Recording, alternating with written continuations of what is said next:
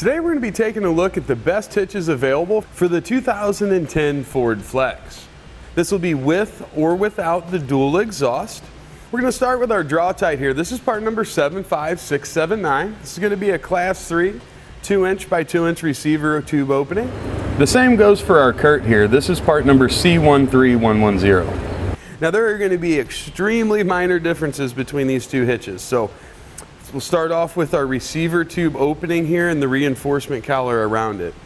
You see with our Draw-Tite, it offers a little bit more of a rounded type reinforcement collar, whereas when we look at our Curt, this is going to be a little bit more of a flush reinforcement collar. You can see it's kind of got that flat front to it.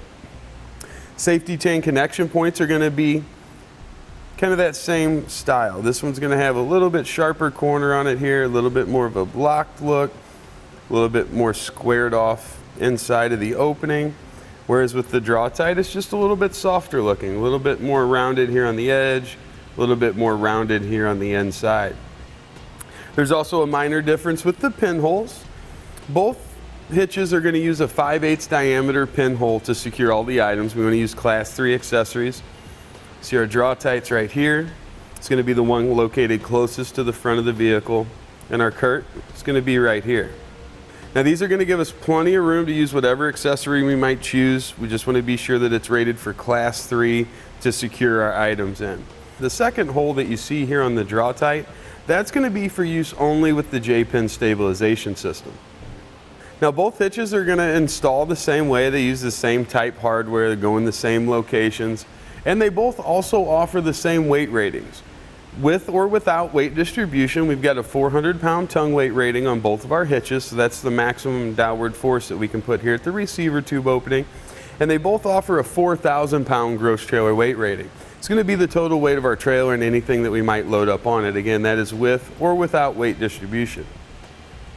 And this is what our hitch is going to look like installed. Kind of got an asymmetrical look to it. The way the spare tire set, it's kind of offset to the right, so they've adjusted for it. Gives us a really nice custom fit. It's going to go into existing hole locations underneath our vehicles, so we're not going to have to worry about drilling any holes or anything like that.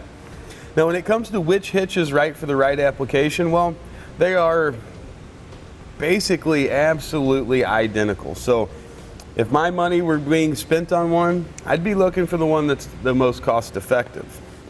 Now, from the inside top edge of our receiver tube opening here to the ground, it's about 13.5 inches. So when choosing accessories to go with your hitch, I think if you're going to be doing a cargo carrier or if you're going to be doing a platform style bike rack, we'll want to have one that's got a raise in the shank to where we can get that up a little bit higher off the ground. You could also choose to go with more of like a hanging style bike rack. That's going to give you some additional ground clearance. But that 13.5 inches, while it's not the lowest we've ever seen, some of them get down to 8 inches, 9 inches. You want to give yourself as much room as possible if you're going through angled driveways, maybe a steep road where it flattens out at the bottom, just so you don't have to worry about your cargo carrier or anything like that hitting the ground. And that's going to complete our look at the best hitches available for the Ford Flex. We hope it'll make your buying decision just a little bit easier to make. Click the link below to shop, learn more, or visit us at etrailer.com.